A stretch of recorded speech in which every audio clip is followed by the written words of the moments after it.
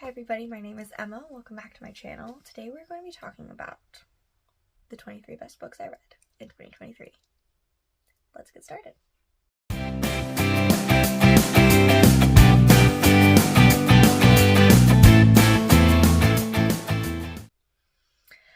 So, these are going to be in no particular order because I really did love all of them. And it was really hard to choose 23. But, let's get started. So, again, no particular order. But starting off the list, we have Such a Fun Age by Kiley Reid. This is a literary fiction novel about a woman who is babysitting for this rich white family.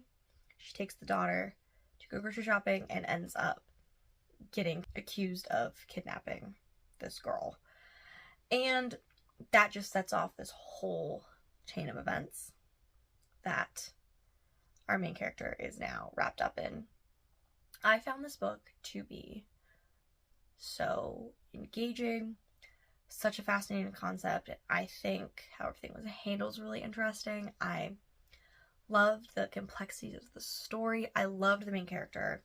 Her interactions with her friends were really fun, and I thought that brought some humor to it.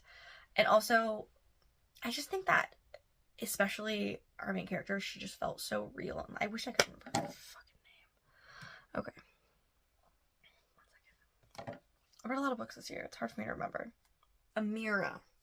I loved this book. Also, the way that Alex, the mother of the baby that Amira watches, it was so fascinating to see her perspectives too, and just like the white guilt and her projecting that onto Amira. Again, just such a fascinating and interesting story. And it was like a thriller without really being a thriller, but it was just the whole thing was just so engaging. Highly recommend. Next, All the Light We Cannot See by Anthony Doerr. This is a World War II novel, and I've talked about this one a little bit, but such a fantastic book. Two characters, Marie and Werner, and they are on opposite sides of the war, and this story just kind of chronicles sort of their childhoods up until they meet and how their stories are woven together in the end. And again, this book was so fascinating, so heartfelt. I think the way that it was told with past and present was so interesting and so rich. And I think it was two perspectives that you don't often see in World War II novels. I just found this book fantastic. I found it engaging. I found the characters to be so complex, and just a really beautiful written World War II story. Next is Psalm for the Wild-Built by Becky Chambers. I could talk about this book forever. I absolutely loved it. This is a sort of literary science fiction novel about our main character, Sibling Dex, and Sibling Dex works as a tea monk. They travel around and you serve tea to people, and that was what they wanted to do, and now they were doing it. And then they were like, oh, I don't know if I actually want to continue doing this. I'm not happy.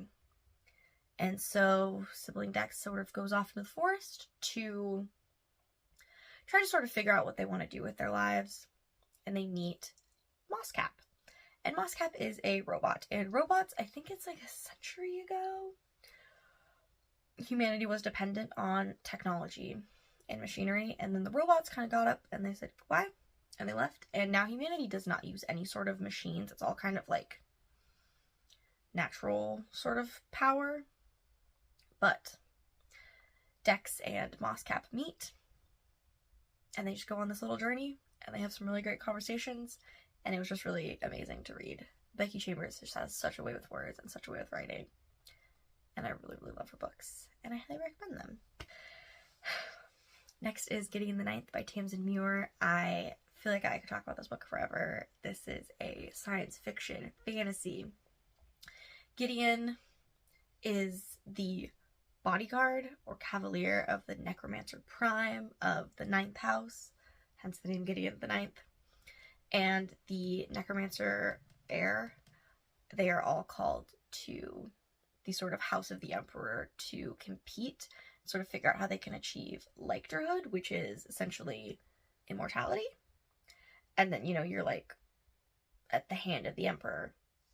And so it's like mystery, and they're in this creepy house, and they're trying to figure out what's going on. And Gideon is one of the funniest characters that has ever existed in the entire world.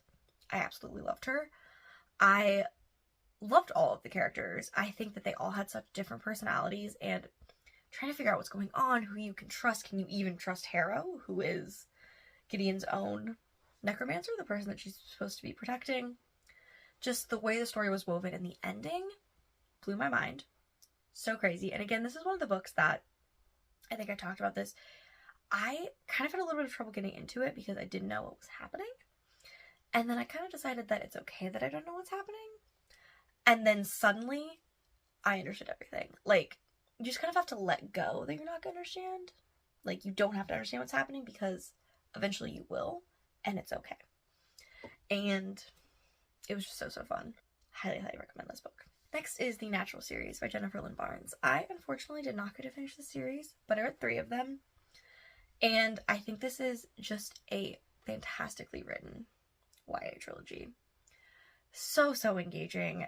Just keeps you on your toes. I'm not obsessed with the writing style or the characters, but I think that this series deserves a slot on here for just how engaging it has kept me. Like, I finished most of these books in a night because I could not put them down. I think about them in my free time.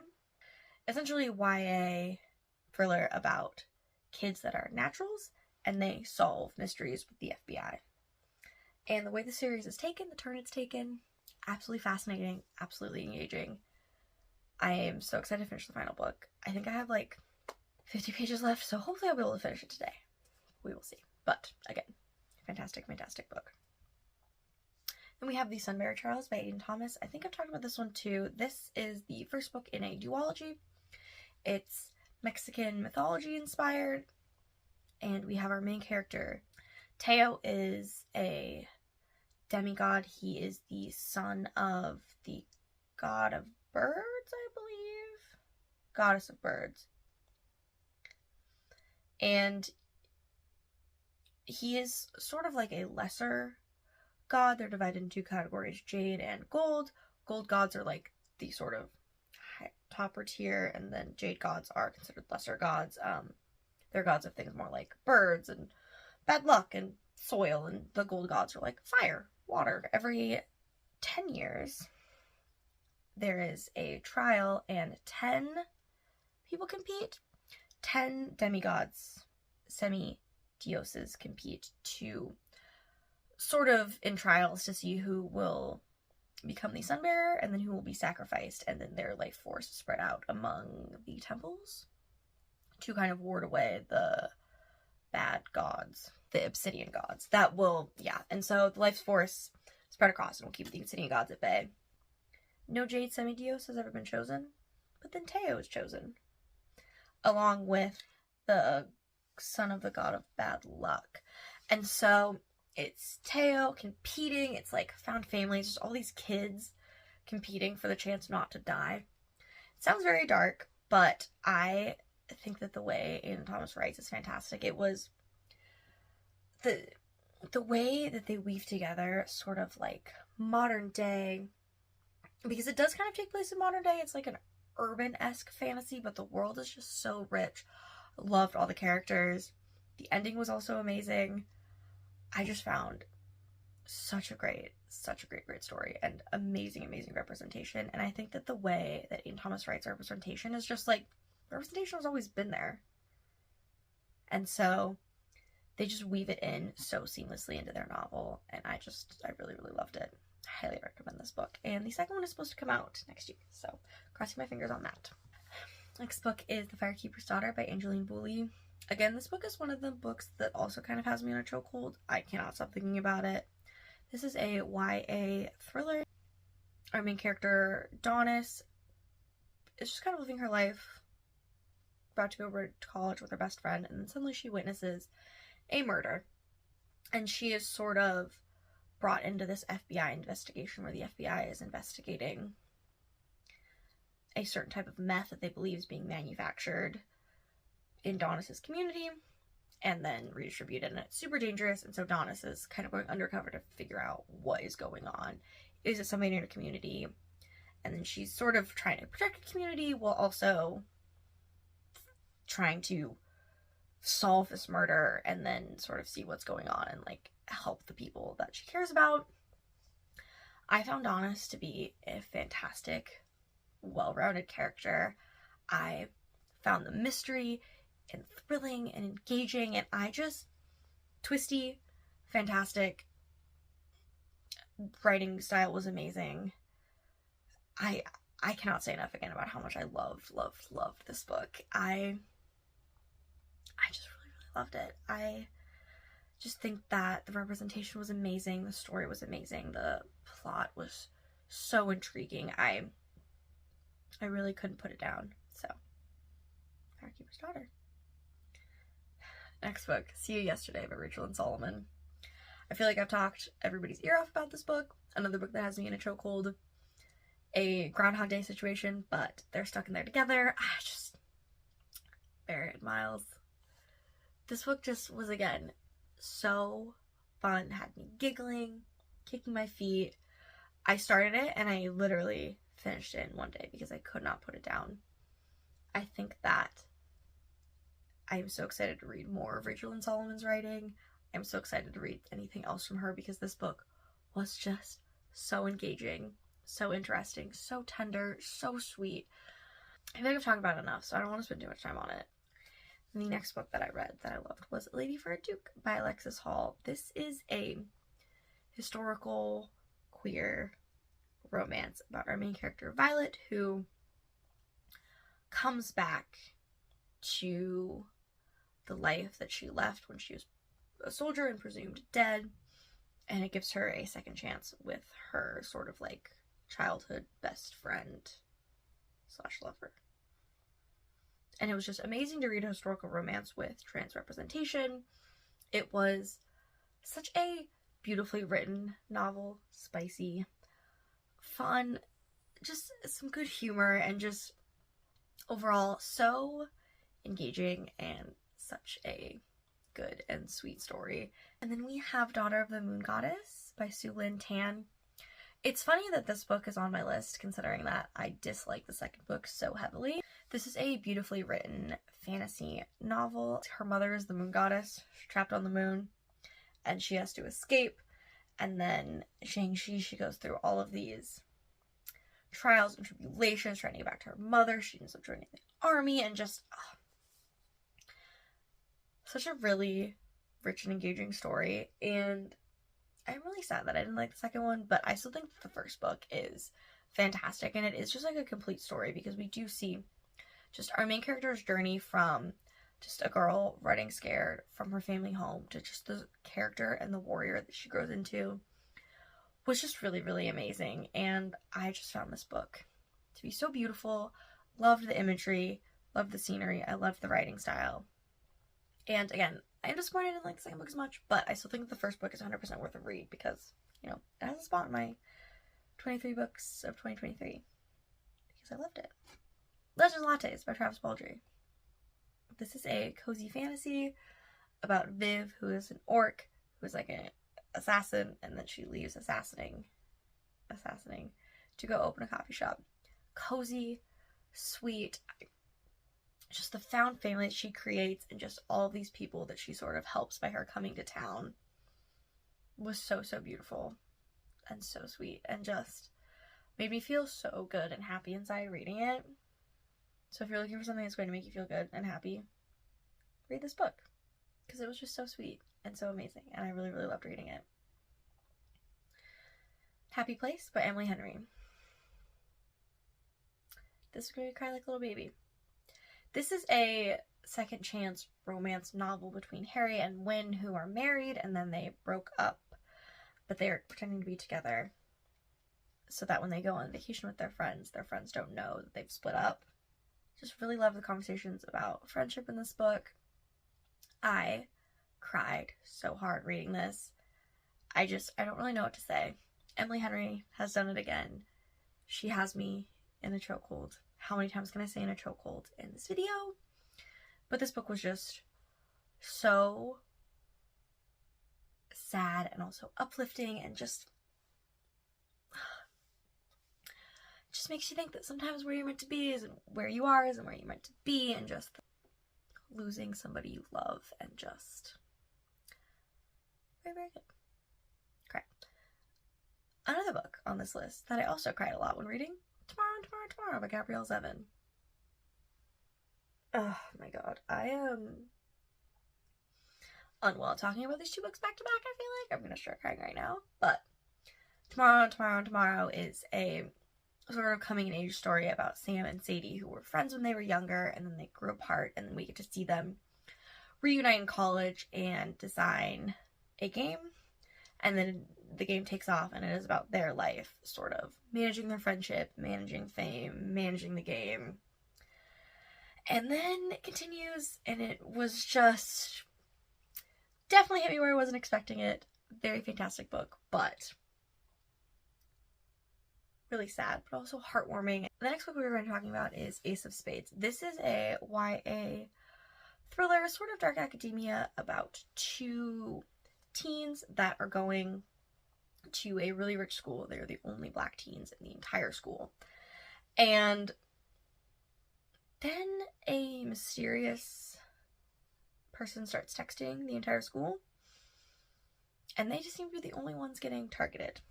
So they sort of try to figure out what is going on. Why are they the only ones being targeted?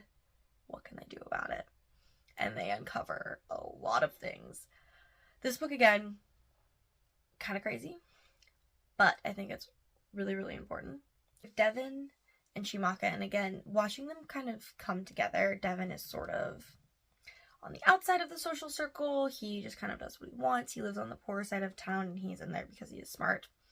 Whereas Chimaka is like the golden girl, straight A, valedictorian. Watching them sort of have to come together when they don't necessarily like each other is really, really just, that was kind of a funny thing to witness. This book is just so intense and so disturbing in some ways, because I don't want to say too much because I don't want to spoil it, because I think that it is a fantastic read, and I think it is a really good read about institutionalized racism and sort of how things like that continually persist. I mean, they are institutionalized, obviously, but just the different forms that institutionalized racism can take. I think this was just such a fascinating and, I don't want to say depressing, but enraging book in some ways, because you're reading it and you're like, how could people do this? I highly recommend the book, especially if you want a thriller that has a wild plot twist and will leave you kind of reeling. And the next book I've talked about a lot, From Cold World with Love. I don't want to get into it too much, but a fantastic, fantastic romance. And I love it. And it is on this list because I loved it. Next up, Kaikeyi by Vaishnavi Patel. This is a Hindu mythology retelling about the goddess Kaikeyi and her story from princess, overlooked princess, to like warrior queen, and how she got there. This is such a beautifully written novel.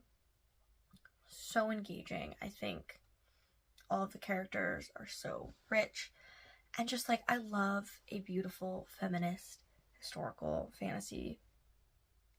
It's also so important to read books, because I feel like when you talk about historical fantasies and like feminist historical retellings, so often they are Greek. So I think it is so important to read other versions of feminist retellings that are also fantastic, fantastic stories, and Kaikeyi is one of them.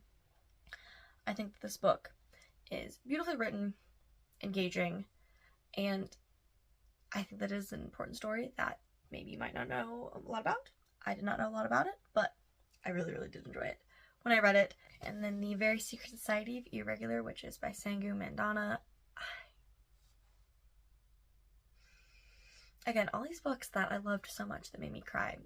So in this book, witches are essentially, they hide, nobody knows that they're witches, and Mika Moon, our main character, she a very lonely witch. And then she is sort of propositioned for a job training 3 young witches. 3 young witches altogether is unheard of, and so Mika decides to travel to this like small country town, and she meets this family and these 3 girls that are witches, and she trains them. And it was just so heartfelt, so found family, very kind of House of the Cerulean Sea, but I honestly loved this book more.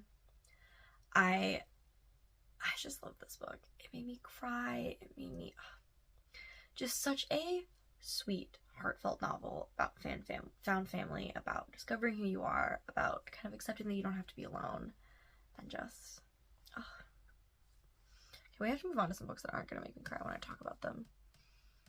The Wolf and the Woodsman by Ava Reid. Another fantastic book. This is a Hungarian Jewish mythology retelling about a woman, Evike, and she is disliked in her village. Sometimes the king will come and they will have to sacrifice a girl, never to be seen again. She's powerless, and then she is sacrificed by her village to save somebody else. And so she is brought through the woods to essentially be sacrificed by the king. The group that is taking her back, they are attacked. Her and the last remaining woodsman, who is secretly the disgraced Prince Gaspar, sort of decide that they have to overthrow the king and how they can sort of figure that out. And it's just their journey from all across this continent trying to find things that will save them, and then also going back in the city. And just, I really loved the story. I found it really engaging, really enjoyable to read. It was not the most complex fantasy, but I still really did love it. I loved the mythology aspects within it. I loved the villain. I just thought it was a really good fantasy read, and it jump-started me onto Ava Reid's books. So I highly recommend this one. Oh, and then A Good Girl's Guide to Murder trilogy. How can I talk about the series that blew me away? I loved this series. This is a trilogy. I actually read the trilogy, and then I also read the prequel novella. I totally forgot about that. This is 3 books. We have A Good Girl's Guide to Murder, Good Girl, Bad Blood, and As Good as Dead, and then the Killjoy prequel. And this just is a fantastic series about Pip, who decides to make her senior capstone project to try to reopen a case of a murder that happened in her town like 5 years ago. Solve it, because she doesn't think that what they said actually happened. And just her going through this and like everything that comes after that was fascinating and so engaging. And I think that Pip is an amazing character. I think that the mystery was so like enthralling. Could not put it down. Highly recommend this series, especially if you're looking for a thriller that's easy to read but like still has some darker elements, because I think, well, this is YA, definitely dealt with some darker stuff, and it was just so good. And then we have Bloodmarked by Tracy Deonn. This is the 2nd book in the Legendborn saga. I believe Legendborn is like Arthur mythology, and we have Bree, who comes to college. She's like a 16-year-old, kind of doing like early admissions, I think. And then she gets wrapped up in this like secret society of like reincarnation and Arthur, and it was just, first book is great. The 2nd book, well, it's not as good as the first, was still fantastic, and I am just so excited to read the rest of the series. Tracy Deonn, please release it. If you have not read the series, what have you been doing? Because it is just so fascinating, and I think Bree is one of my favorite characters that I've ever read about. I really love her. I love the lore. I love the story. I love this book. Well, Bloodmarked, I think, again, probably won't be my favorite book of the series once it's all out. I did read it this year, and I did love it. I stayed up until like 3 a.m. to read it in one day. So, Bloodmarked by Tracy Deonn. Then we have Yellowface by R.F. Kuang. This book was wild. This is a literary fiction sort of thriller novel about a woman named June who essentially watches her best friend die and then steals her best friend's manuscript and passes it off as her own. Except that June is white and Athena is not. And so this book was just fascinating. Takes on different forms of racism and just like whitewashing, and you don't read a lot of books where the main character is the villain, and I think this was an interesting take on the main character being the villain, where it's not a fantasy. Like, the main character is the villain, and it was just like modern day, like, fantastic read. Really, really enjoyable. And just R.F. Kuang mentions things that happen in real life, and the way she goes about it was just, I just think this is a really, really interesting read, and I think that everybody should pick it up because I think it has a lot of good things to say. And then we have the Lovelight Farms series by B.K. Borson. So Lovelight Farms, In the Weeds, and Mixed Signals, and then Business Casual comes out next year. But small town romance. The first one is like best friends to lovers, and then we have like a second chance, and the third one also friends to lovers. But just really heartwarming, really adorable. I love this series. I think everybody should read it. I think that as far as small town romances go, I think this one it's just so enjoyable to read, and I think about this series a lot, and I loved this series, and I highly recommend that you read it. Okay. And then, final book that we'll talk about today in my 23 best books of 2023, but certainly not the least, The Invisible Life of Addie LaRue by V.E. Schwab. Again, another book that I feel like talking about it is going to make me cry again, but Invisible Life of Addie LaRue is about Addie LaRue, who essentially makes a deal with a god to never be remembered by anybody that she's ever met. And just as her story from like 1700s France to modern day, and just how she went about that, and such a beautiful story, and just the way that she goes about things, and the way that it's written, and just so sweet and sad and heart-wrenching, but also beautiful. And I think Addie's an amazing character. Watching her grow from just somebody who is like frightened and doesn't know what's going on to like being just like a woman of like power, and talking about all the beautiful things that she's seen, and just, you know, I love a good montage flashback too. So just fantastic, beautiful book. I highly recommend you just read it. It is long, but again, I think that the story is worth it. And once you get into it, you are just reading, and you cannot put it down because it was so, so beautiful. So, thank you for watching. These are my 23 favorite books of 2023. It was really, really hard to choose again because I read so many fantastic books this year, but these are the ones that have been sitting with me and I think about a lot. And so thank you so much for watching. My name is Emma. Tell me your best book of 2023, or your best books. And give it a like, comment, and subscribe, and I'll see you in my next video. Bye.